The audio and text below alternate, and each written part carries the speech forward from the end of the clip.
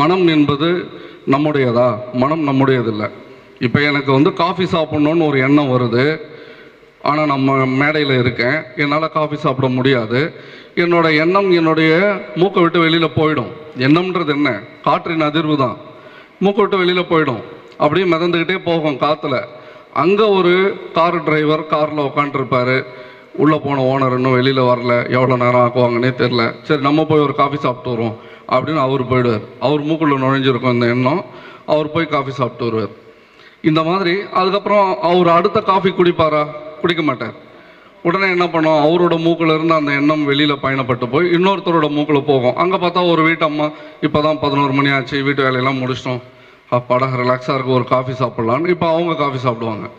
இந்த மாதிரி கூடு விட்டு கூடு பாய்வது எண்ணம் தான்.